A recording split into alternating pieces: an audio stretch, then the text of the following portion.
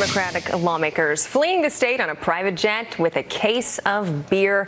This in an attempt to block a GOP-sponsored election bill aimed at strengthening voter access rules. Former California Assemblyman who left the state for Texas and Vice President of the Texas Public Policy Foundation, Chuck DeVore, joins me live to discuss. Good morning. How are you doing? Well, good morning. I'm doing well after staying up pretty late on Saturday night to testify before the Texas House on this same bill. And you know, that's what I want to get to. So the Democrats in Texas, they're being touted as brave. Really, can you explain what is so brave about them doing this when it seems to be just a waste of taxpayers' money and time, to be quite honest? Well, the constitutional rules in the state of Texas require a 2/3 majority to conduct business in the House. And that's really, a check to make sure that you don't have a majority, pull a fast one and try to do something while a minority is out of town. When you leave in the middle of a special session and you leave over an issue like election integrity, specifically ID for mail-in ballots, which is supported by 81% of Texans, it's not hard to understand why, by a 2-to-1 margin, Texans disapprove of the Democrats leaving town on a private jet with a case of beer. I know it seems a little ridiculous, but, this is the second time they've done this in the matter of months to try and stop the Republicans from getting this passed. Do you think this is ever going to happen? Do you think it's ever going to get pushed through? This keeps happening.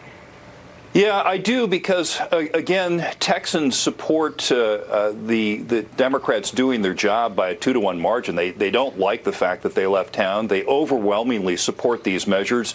81% of all Texans support ID for mail-in ballots. That includes all demographics. We're talking about black Texans, Hispanic Texans, Democrat Texans, Republican Texans.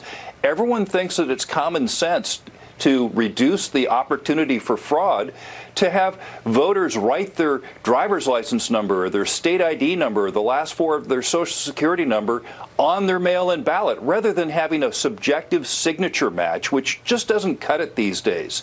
And so that's what this is all about. What the people who escaped and went to Washington, D.C. want to do is they want to have California standards, not only for Texas, but for the whole country.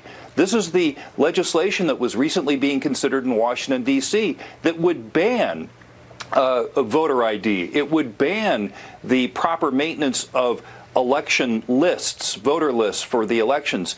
It would require a massive increase of mail-in balloting all across the country. And these are things that are not supported by Texans and, frankly, not supported by a majority of Americans. And one last thing, by leaving and going to Washington, D.C. and not doing their job, the Democrats are avoiding voting on a $5 billion property tax relief package for Texans that pay some of the nation's highest property taxes. And so I think that's also going to be very unpopular. There's going to be a lot coming out of this, too. We're going to stay tuned with this. Chuck DeVore, thanks so much for giving us your take on this morning. We really appreciate it. Thank you.